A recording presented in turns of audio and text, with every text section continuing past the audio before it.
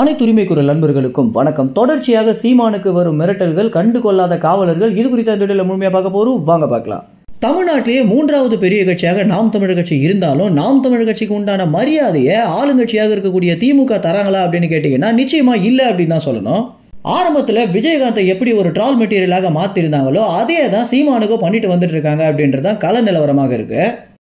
எப்படியாச்சும் சீமான ஒரு நகைச்சுவை கதாபாத்திரமாக மாற்றிடணும் அப்படின்ற முயற்சியில் திமுகவுடைய ஐடி விங் ஆகட்டும், திமுகவுடைய கைக்கூலிகளாகட்டும் தீவிரமாக வேலை பண்ணிட்டு வந்துட்டு இருக்காங்க. காலையில் எழுந்ததுலேருந்து இரவு தூங்குற வரைக்குமே சீமானை குறித்த பல்வேறு விமர்சனங்களையும், சீமான் பேசக்கூடிய வீடியோக்களையும் தவறுதலாக மக்களை சென்றடை வகையில் ஏகப்பட்ட போஸ்டையும் போட்டுட்டு வந்துட்டு இருக்காங்க. இந்த மாதிரியான விஷயங்கள் பண்ணுறதுக்கு முதல் முக்கிய காரணமே 2010 நாம் தமிழர் கட்சி ஆரம்பிச்சதற்கும் இப்போ இருக்கிறதுக்கும் நாம் தமிழர் கட்சிக்கு கிடைச்சிருக்கக்கூடிய வளர்ச்சி தான் காரணம் அப்படின்னு சொல்லணும்.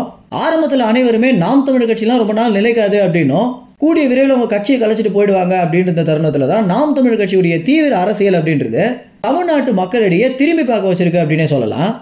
ஆரம்பத்தில் நாம் தமிழர் கட்சி ஒரு சாதாரண இயக்கமாக இருந்துச்சு அப்படின்னு தான் சொல்லணும். போக போக தான் நாம் தமிழர் கட்சி இந்த அளவுக்கு ஒரு உயரத்தை எட்டி தற்போது மூன்றாவது பெரிய கட்சியாக வளர்ந்திருக்கு. இப்படி இருக்க சீமானுக்கு எந்த அளவுக்கு வளர்ச்சி கிடைச்சிருக்கோ அதே அளவுக்கு மிரட்டல்களும் எதிரிகளும் அதிகரிச்சுட்டே வந்துட்டு இருக்காங்க. நாள்தோறும் சீமானுக்கு அலைபேசி மூலம் மட்டும் கிட்டத்தட்ட 10க்கும் மேற்பட்ட கால் வருது அப்படின்னும், இதில் நீ கட்சியை கலைச்சிடணும், நீ கட்சியிலிருந்து விலகிடணும், உன்னுடைய தலைமை பொறுப்பை வேற யாருக்காவது கொடுத்துடணும் அப்படின்னு மிரட்டல்கள் ஒரு பக்கமும், இன்னொரு பக்கம் பார்த்தீங்கன்னா எவ்வளோ கோடி வேணாலும் தரதுக்கு தயாராக இருக்கும், கட்சியை கலைச்சிடுங்க அப்படின்னு இன்னொரு பக்கம் பேரமும் பேசிட்டு வந்துட்டு இருக்காங்க. இந்த அளவுக்கு நாம் தமிழர் கட்சிக்கு பிரச்சனைகள் வந்துட்டு இருக்க, இன்னொரு பக்கம் காவலர்கள் பார்த்தீங்கன்னா இதை ஒரு பெரிய விஷயமாக கண்டுகொள்ளாம ரொம்ப எளிதில் கடந்து போறது தான் திமுக கட்சியுடைய வன்மம் இதில் அடங்கி இருக்கு அப்படின்றத ரொம்பவே தெளிவாக காட்டக்கூடிய விஷயமாக இருக்கு.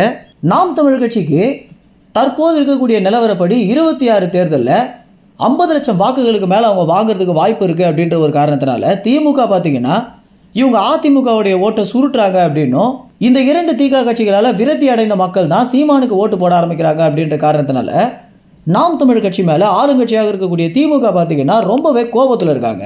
இனி வரும் காலங்களில் இந்த மிரட்டல்கள் அதிகரிக்கும் அப்படின்னு தான் எதிர்பார்க்கப்படுது. இதை பற்றி காவலர்கள் இடத்துல நீங்கள் என்ன சொல்லணும் அப்படின்னு விரும்புறீங்களோ அது உங்கள் கமெண்ட்ஸில் தெரிவிங்க. நன்றி, வணக்கம்.